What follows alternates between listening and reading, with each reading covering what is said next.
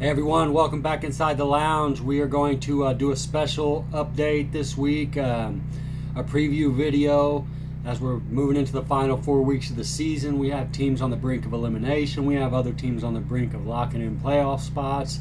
As I said in the last video, at this point no one has locked themselves in or out of the playoffs yet, so it's still anybody's ball game. But I do have a feeling some things are going to shake out this week one way or another. We do still have a possibility of everyone staying alive, but stick around. We'll go through these games one by one. Stick around to the end of the video. I'll give you my projections for who's going to win these games, and we'll just kind of take it from there. So stick around, folks.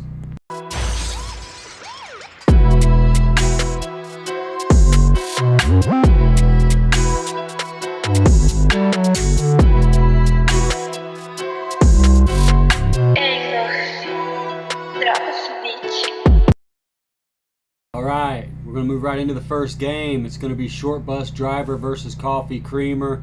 It's a big matchup, two league powerhouses coming out of the Vets division. These are the top two scorers in the league at this point. And these guys are all set for a kind of a nice little showdown this week. So they don't have too much in the way of bye weeks, with the exception of, I believe Braden may have no Kamara this week, so that'll be a tough blow. See how he responds.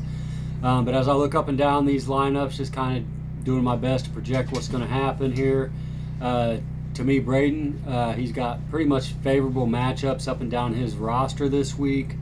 I do notice that he's done some kind of patchwork in some areas, and one of those being Chuba Hubbard in place of Kamara, so we'll see how that works out for him. As heavy as Jason is in the running back position, I can see that being a problem. He does have two questionable players. And he's got Amon-Ra, who's been just an absolute beast. 24 plus in 3 of his last 4 games. So we'll see if he can, kind of continue his ways. And then as we look over to Johnson, or to Jason and the Short Bus Driver, they currently have a 22-0 lead in this game with 22 points from Gus Edwards on Thursday night. He as well has mostly favorable matchups with his players. He's bringing Khalil Herbert back this week for the Bears, so that's going to be interesting to see how they incorporate him into that offense. But man, CeeDee Lamb, he's had 2 40-plus games in his last 3. They've been on an absolute throwing just clinic since the bye week. And he has, just feasted. The only game that he didn't go 40 plus in those last 3 weeks was a 29. So doesn't get much better than that from the receiver position. And then when you look at Jahmyr Gibbs, the rookie, he's been blowing up as well. Over the last 3 games, he's been 27 plus in each of those matchups. So you just kind of have to break this down into small little individual matchups. I believe Jason has the advantage in the tight ends. And I think this game is ultimately going to come down to the flex, which I also think Jason has an advantage. So my winner here is going to be Short Bus Driver, locking in that playoff spot. I don't know if that's mathematical or not, but in my opinion, the win here locks you guys in. So I'm going with Short Bus in this one. Sorry, Braden. I'll give you my scores at the end. Next game we're looking at here is a possible elimination game. The TOB committee versus Team Johnson. I believe this is an elimination game for Team Johnson, in my opinion. And again, I haven't done any kind of mathematics to it, but Johnson's sitting at 3-7, Vanessa at 7-3. But Team Johnson, I don't think you can get in the playoffs with 8 wins. I could be corrected, but as it stands right now, I believe this to be an elimination game for Mark. So as we kind of look in the numbers, he has the website advantage for projections right now. He's got favorable matchups. Godwin, Curtis Samuel. He's got Singletary, so he gets to benefit from Dameon Pierce not playing there in Houston this week. And he had 30 last game, so we'll see if he can, continue those ways. And then the real struggle for Mark has obviously been Devontae Adams, as we've noted before, and it's also Pollard. Tony Pollard has no more than 11 points since their bye weeks in those 3 games since the bye. All right, on the other side of the sheet here, we look at Vanessa's TOB group. Dak has been on an absolute tear since that bye week that we've talked about with Dallas. In his last 3 games, he's got 11 TDs, so averaging over 3 touchdowns a game. They've just been pass happy. I think he's been over 350 in each of those as well. Big struggle for Vanessa this week, and I know she struggled with it. Has she been just obliterated with some injuries and bye weeks. So no Bijan Robinson, no Jonathan Taylor, no Chris Olave, no T. Higgins due to injury. So she's in kind of a funky situation where she's going to run with 2 tight ends, using a second tight end in her flex. But she does get James Conner back. He came back last week, so kind of tread lightly with him in that first week, but he should be all systems go here this week. And then Rachaad White has moved up in the top 10 in fantasy for running backs. He's been 17 plus in 4 straight games. He's been just absolutely crucial to where she's at right now. Neither of these teams have had anybody play yet, so they sit at a 0-0 score. Again, as I said, I have this as an elimination game for Mark, who is favored by projections. But oddly enough, the way Dak's been playing in that Cowboys offense in their passing game, and the kind of, as a result, the repercussion to Tony Pollard and the limited chances he's gotten, I don't see Singletary putting up the game he had last week. I think it's just going to be kind of a crushing blow, and I do have the TLB committee winning this game. And unfortunately for Mark, I see elimination in your future, buddy. I'll give you my projected scores here at the end of the video. Third game of the week is another toughie here. We got a powerhouse in Drew Watson's Bath and Spot, 7-3, facing the Warden at 4-6. I don't have this as an elimination game for Team Warden just yet. I still have, if you can stick to no more than 7 losses, I think you have an opportunity. And he's at 6 losses now, so he could stand to lose this game, although he doesn't want to, and I think could still be in the mix for the playoff hunt. Especially those last 3 games are all divisional games, so he can make up some big ground there. As we kind of look into the numbers, when I look over at Watson's Bath and Spa, I see tough matchups up and down the board there. He's got 2 questionable players, so that's going to make it tough. And he's got no Ramondre Stevenson, who has been a pretty much of a bright spot for Drew over the last 3 or 4 weeks. And then Darren Waller down with I think a season-ending injury. If not, it's pretty darn close. So that's just unfortunate luck for him. I think it's just kind of a tough week for him to be playing the Warden, who's been scoring, points in bunches. And I just don't know if he's going to have enough in the tank for it to kind of seal the deal and lock in a playoff spot. As I look on the other side, Warden is leading this matchup 31-0 currently. He got 8 points out of Burrow and 23 out of Mixon, but he can pretty much kiss Joe Burrow goodbye for, I believe, the rest of the season, so we'll see how that shakes out. I think he has better matchups than Drew in this game, which is ultimately going to lead me to giving him the advantage to the tilt here. But I think it's also going to come down to, is Travis Kelce going to get back to his ways?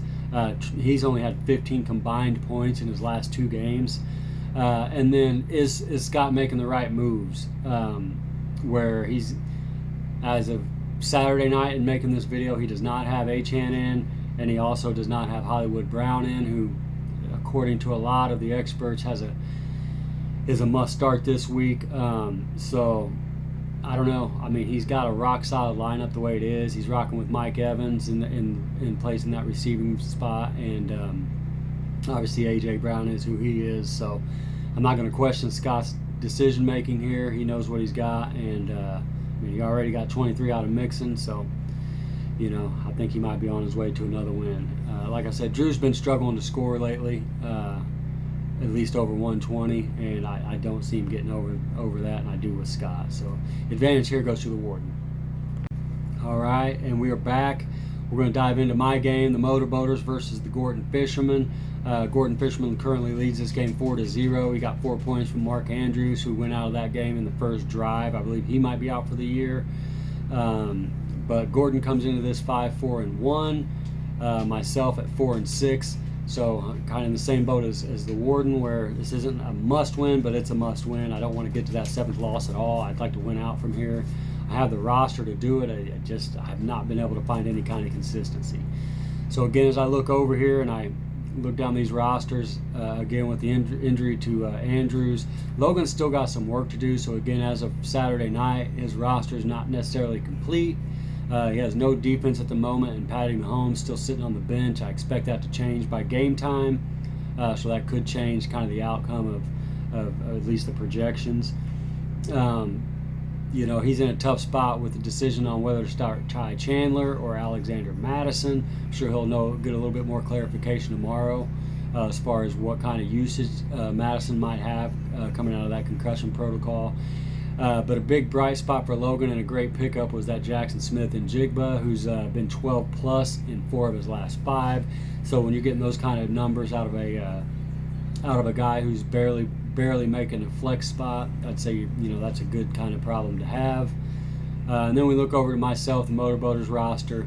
Goff's been 20 plus in 3 of his last 5 games, so he's been pretty rock solid in replacement of the season-ending injury to Kirk Cousins. But Diggs last week had his worst week of the season, 6 points. I believe it was only game under 10. But on the flip side, the late season pickup of Dalton Kincaid, their rookie tight end there in Buffalo, he's now a top 10 tight end, and he's been double digits in 4 straight weeks. Breece Hall has been 10 plus in 6 in a row, including I think 19 and 11 in his last 2. And then Jordan Addison, 10 over 10 points in all but 1 game. I believe that game was week 4 where he had a 0. And then the decision is going to come to me whether or not I keep Addison in or try to flip and go with Devontae Smith. As scary as that sounds, even with as consistent as Addison has been, I feel like this could be one of those weeks where Devontae Smith breaks out. But I also think I have enough of an advantage in this matchup. I think I'm going to win whether or not I make the right move just in that particular receiving spot. So I'm going to give myself the tip on this one, but no guarantees. I've been letting people down pretty much all year. Okay, another big game on the slate here is Team Big Fish versus Caddy Waddy. This is kind of one of those. To me, it's an elimination game for Caddy, and it's one of those for Dan where, if you lose, you go into that 7th loss, which we've talked about in multiple ones of these, where we just, we can't withstand any more than 7 losses. So Dan sits at 4-6. I feel like coming into this game as I look him over, first of all, Dan's currently leading 5-0 with 5 points from his defense, or 5-9. I'm sorry, so he's losing. Caddy got 9 points from Jamar Chase. But as I look up and down these rosters, a couple things stick out. Hawkinson has moved into the number 1 position at tight end, so huge freaking pickup for him. I don't blame him for not trading him, but I blame him for not trading him. He's been 13 plus in 4 straight, and no fewer than 9 targets. So he's just a target machine. So Dan's got some okay matchups here. One of the things I'm really questioning is whether or not to play Rashee Rice, as he's got Amari Cooper set to start. I don't know that I would trust the Amari Cooper starting decision, given the fact that Cleveland has given the reins of their offense to a rookie receiver. They've got 2 good running backs. They are going to go run heavy, I bet you, for pretty much the rest of the season. I have a feeling Amari Cooper's usage is going to take a bit of a hit. As I look on the other side, again, we talked about Jamar Chase on a week where Caddy's also got no Pittman. He does get Justin Fields back. I wonder, how good he's going to be coming out of the gates. Josh Jacobs, 18 plus in his last 3.